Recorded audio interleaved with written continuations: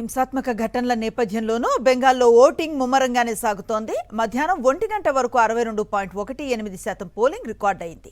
16 జిల్లాల పరిధిలో 152 నియోజకవర్గాల్లో ఇవాళ పోలింగ్ జరుగుతోంది. బీజేపీ నేత సువేందు అధికారి, కాంగ్రెస్ నేత అధీర్ రంజన్ చౌదరి సహా పలువురు తమ ఓటు హక్కును వినియోగించుకున్నారు.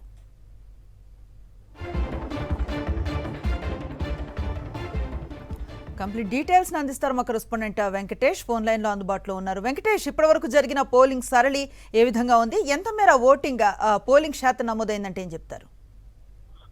పశ్చిమ బెంగాల్లో ముమ్మరంగా పోలింగ్ కొనసాగుతోంది. మధ్యాహ్నం 1 గంట వరకు 62.18% పోలింగ్ నమోదైంది.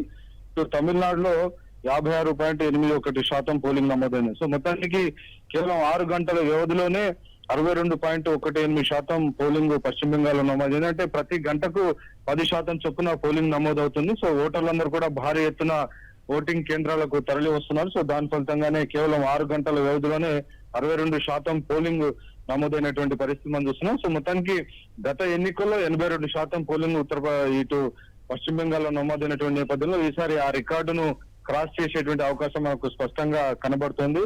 ఇటు తమిళనాడులో కూడా పోలింగ్ పర్సంటేజ్ బ్రహ్మాండంగా ముందుకు వెళ్తుంది. 56.81%, ఆల్మోస్ట్ 57% పోలింగ్ 1 గంట వరకు నమోదైనటువంటి పరిస్థితి. ఇంకా సాయంత్రం 6 గంటల వరకు కూడా పోలింగ్ సమయం ఉంది. సో పోలింగ్ సమయం ముగిసేసరికల్లా గతంతో పోలిస్తే ఈసారి జరిగేటువంటి పోలింగ్ డెఫినెట్ గా పోలింగ్ శాతం పెరిగేటువంటి అవకాశాలు మనకు కనబడుతున్నాయి.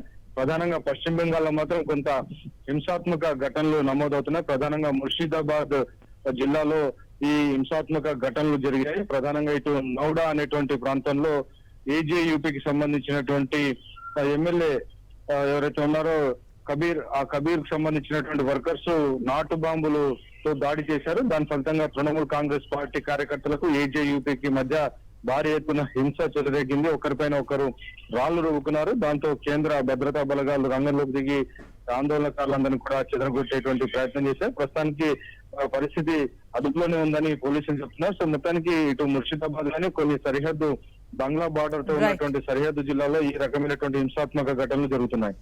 Right, thank you Venkatesh.